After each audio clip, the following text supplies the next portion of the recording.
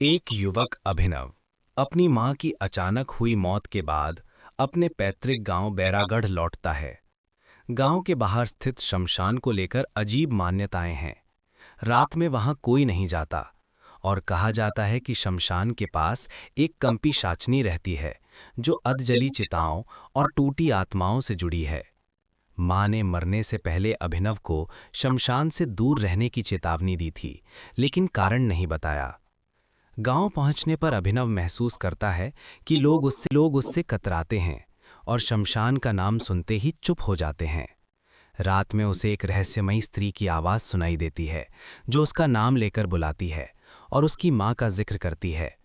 वो स्त्री स्वयं को शमशान के पास रहने वाली बताती है। उसकी मौजूदगी से अभिनव को एहसास होता है कि ये कोई साधारण आत्मा नहीं बल्कि कंपी शाचनी है। अगली सुबह अभिनव शमशान पहुंचता है, जहां उसे एक अधजली चिता और एक पत्थर पर खुदे नाम मिलते हैं। गांव के पुराने लोगों के साथ उसकी मां का नाम भी।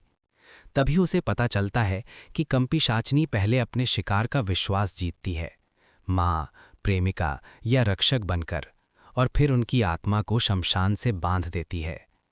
कहानी यहीं एक रहस्य पर रुकती है कि अगर उसकी मां की आत्मा पहले ही कंपी शाचनी के साथ है, तो जिस शरीर का अंतिम संस्कार अभिनव करने आया है, उसमें आत्मा किसकी है?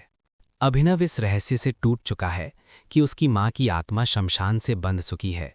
गांव के बुजुर्ग उसे बताते हैं कि कंपी शाचनी सिर्फ उन्हीं लोगों को चुनती है जिनके भीतर अधूरा शोक, अपराध बोध या गहरा लगाव होता है।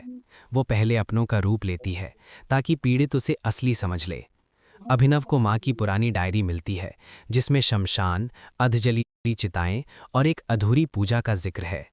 डायरी से पता चलता है कि वर्षों पहले गांव में एक स्त्री को जिंदा जला दिया गया था और उसका अंतिम संस्कार पूरा नहीं हुआ। उसी से कंपी शाचनी का जन्म हुआ।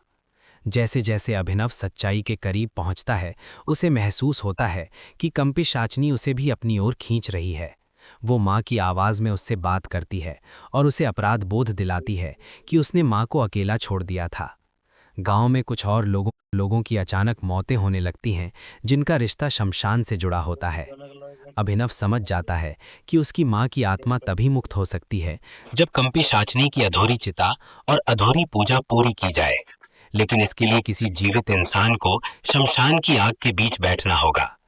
कहानी इस मोड़ पर रुकती है कि अभिनव ये बलिदान देगा या नहीं, और क्या वो सच में अपनी मां को बचा पाएगा या खुद उसी शमशान का हिस्सा बन जाएगा।